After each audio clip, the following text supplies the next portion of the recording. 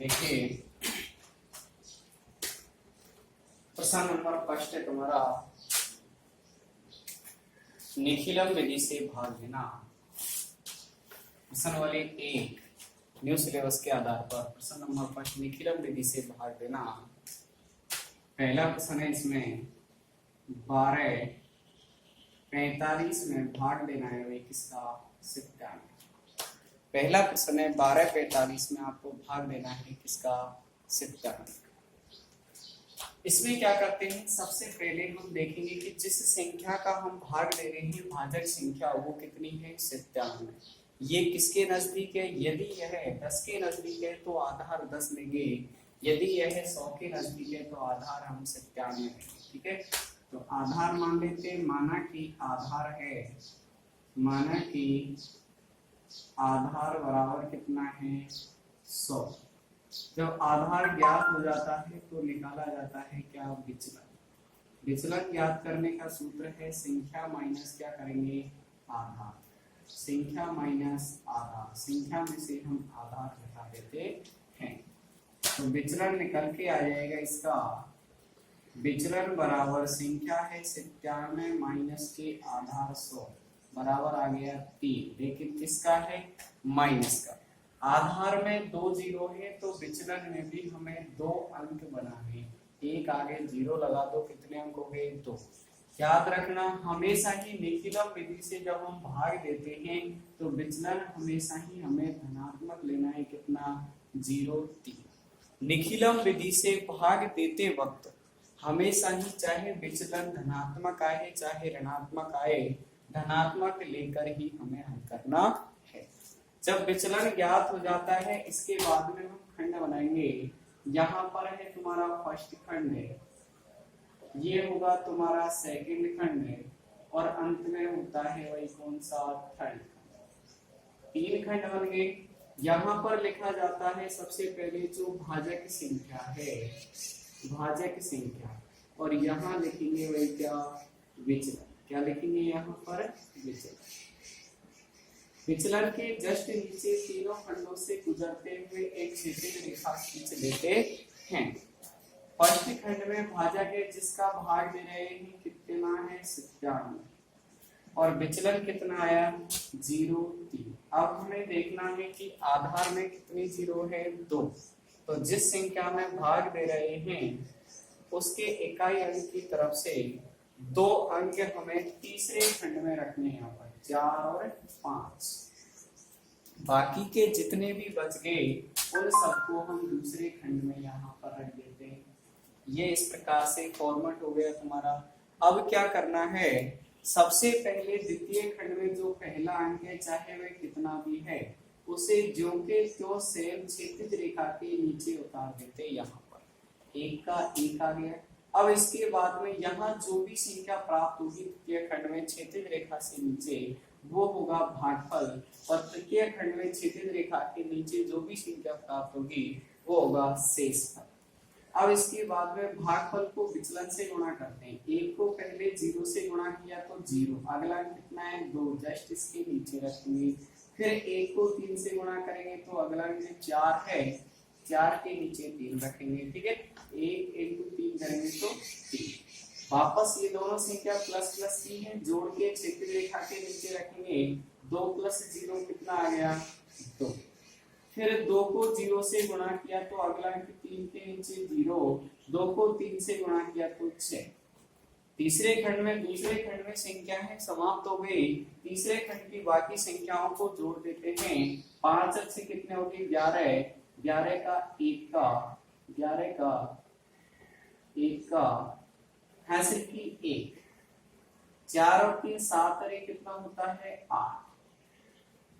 अब देखिए यहाँ पर जो प्राप्त होगा वो शेषफल होगा। शेषफल यदि भाजक संख्या से छोटा है फिर तो यही आंसर होगा, और यदि शेषफल भाजक संख्या से बड़ा आता है तो साधारण तरीके से भाग देंगे और आगे हल करेंगे। अब इसका भागफल आ गया वही कितना, भागफल है कितना, 12, और शेषफल कितना आ गया वही, शेषफल आ गया इसका 81। यही संख्या क्या होगा, आंसर होगा। ठीक है, इसको नेक्स्ट प्रश्न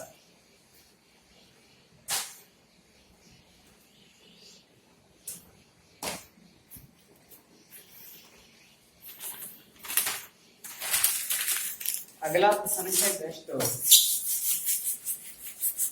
वही निखिलम विधि से भाग लेना है। संख्या है 311 में 8 का भाग।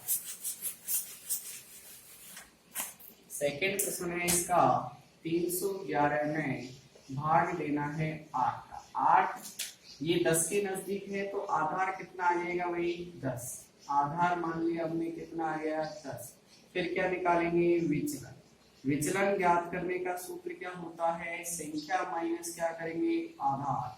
संख्या माइनस आधार तो विचलन कितना आ जाएगा निकल के। विचलन आ गया संख्या 8 माइनस के 10 बराबर कितना आया माइनस का 2। निखिलम विधि से भाग देते वक्त हमेशा ही विचलन किस में लेना है प्लस में। आधार में 1 0 तो विचलन में भी 1। फिर हम क्या करेंगे यहाँ पर खंड बनाएंगे। ये हो गया फर्स्ट खंड है, यह है सेकंड खंड है और यहाँ पर होगा कौन सा खंड है थर्ड खंड। सबसे पहले यहाँ लिखते हैं भाजक जिस संख्या का भाग दे रहे हैं। यहाँ आएगा भाई विचलन। विचलन के जस्ट नीचे इस प्रकार से क्षैतिज रेखा खींच देते हैं। भाजक है कितना 8, भाजक कितना है 8 और विचलन कितना आ गया भाई विचलन आ गया 2। आधार में 1 0 है तो संख्या का एकक इकाई की तरफ से यहाँ रखेंगे, बाकी के शेष अंक यहाँ रखेंगे। निखिलम विधि से भाग देते वक्त पहले अंक द्वितीय खंड को सेम जो के तो यहाँ क्षैतिज रेखा के नीचे रखेंगे। फिर 3 को 2 से गुणा किया 6, फिर इन दोनों को जोड़ेंगे 6 और 1 कितना आ गया 7।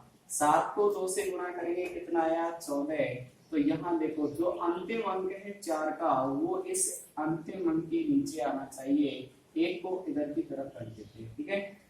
अब द्वितीय खंड में अंक समाप्त हो गए, तृतीय खंड में हम जोड़ देंगे 1 और 4 कितने 5, 1 का 1। अब देखिए जिस संख्या का भाग दे रहे वो 8 है और यहाँ पर जो शेषफल प्राप्त हुआ है वो 15। तो ये भाजक संख्या से बड़ा है, इसलिए साधारण तरीके से इस 15 में हम भाग दे देंगे किसका 8 का। 8 एकम 8 तो 8 को घटाएंगे 15 में से कितना आ गया 7। भागफल जो आया है उसको यहाँ पर द्वितीय खंड में प्लस कर देते हैं और जितनी बार भाग दे रहे यानी 8 एकम 8 तो इस 8 को इसमें शेषफल में से क्या करेंगे घटाएंगे। तो 15 में से 8 गए तो 7 और 7 और 1 8 और 3 कितना हो गया 38। अब यहाँ पर जो भागफल है वो कितना आ गया भाई भागफल आ गया आपका 38 और शेषफल कितना आया भाई शेषफल आ गया आपका कितना 7। यही प्रश्न का क्या होगा आंसर। सेकंड प्रश्न समाप्त। उतार लीजिए।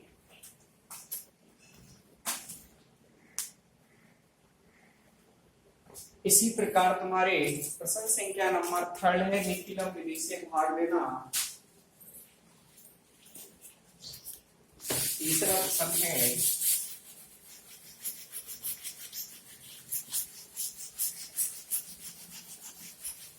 देखो निखिलम विधि से भाग देंगे 1013। तीसरा प्रश्न है इसका 1013 में भाग देंगे किसका 88। 88 किसके नजदीक है 100 के, तो आधार क्या मान लेंगे भाई माना कि आधार कितना है 100। माना कि आधार कितना है 100 तो हम क्या निकालेंगे विचलन। विचलन ज्ञात करने का सूत्र होता है संख्या माइनस क्या करेंगे आधार। संख्या माइनस आधार। संख्या हमें दी हुई है 88 तो विचलन आ गया आपका 88 में से घटाएंगे कितने 100। 88 में से 100 नहीं जाते, 100 में से 88 घटाए माइनस के कितना आ गया 12। संख्या माइनस की है हमेशा ही प्लस की लेके विचलन हमें हल करना है। अब खंड बनाएंगे। यहाँ पर होगा तुम्हारा फर्स्ट खंड है, ये होगा सेकंड खंड है और ये होगा तुम्हारा थर्ड खंड। फर्स्ट खंड में यहाँ पर रखेंगे भाजक है। फर्स्ट खंड में यहाँ पर रखेंगे भाजक है।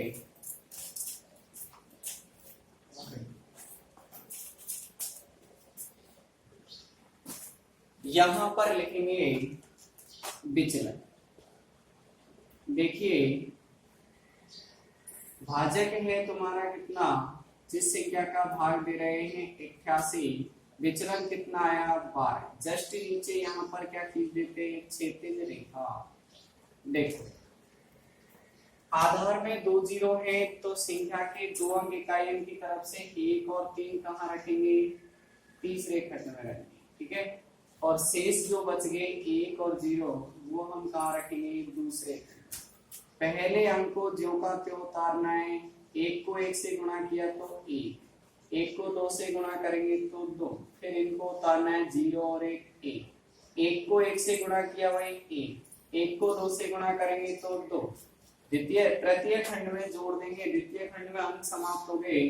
3 और 2 कितने होते हैं भाई, 5, 2 और 1 3 और 1 कितना हो गया, 4। तो यहाँ पर जो भागफल आया है तुम्हारा वो कितना आ गया भाई, भागफल है 11 और शेषफल कितना आ गया, शेषफल है भाई कितना, 45। इस प्रकार से निखिलम विधि से भाग देने वाले तीनों प्रश्न तुम्हारे समाप्त हो गए।